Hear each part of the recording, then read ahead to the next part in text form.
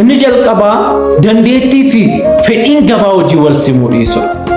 Dandeettii nuti qabnu, barumsi nuti baranne fedhii gabaa biyya keenya keessa jiru faana wal simee hin jiru. Dhaabbileen barnootaa kanarratti hojjechuutu irra jiraata. Inni lammaffaan immoo hojii dhuunfaa jalqabuudhaaf fedhiin gadaanaa ta'uu isaati.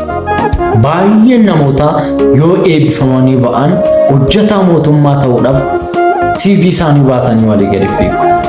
Ilaalaa obboloota koo hojjetaa mootummaa ta'uun miindaadhaan jiraachuudhaaf hawwuun just like akka gulukoosiidhaan jiraachuuti. Gulukoosiin amma yeroodhaaf yoo nama tursiiste illee jireenya namaaf hin taatu.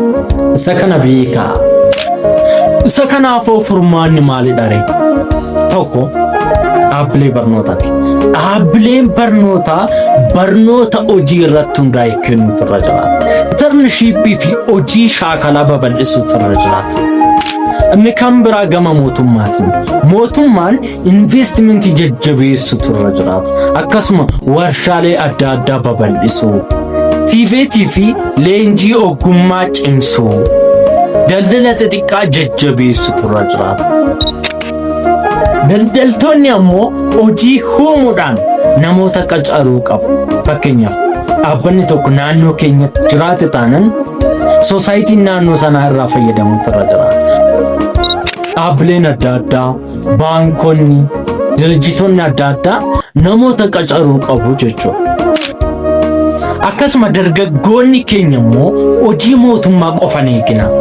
Gummaawwan adda addaa baradhaa. Bilbiluma harka keenyarra jirutti fayyadamnee waan baay'ee hojjechuu dandeenya.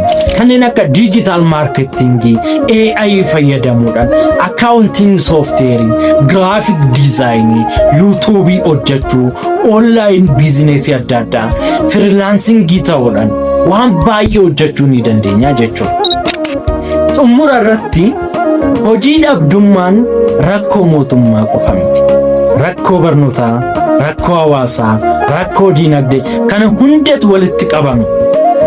Garuu yeroo baay'ee carraa guddaan rakkoo keessaa dhalata. Kanaaf obboleessa koo gaafii guddaan si gaafadha. Ati hojii uumaa jirta moo hojii eeggachaa jirta?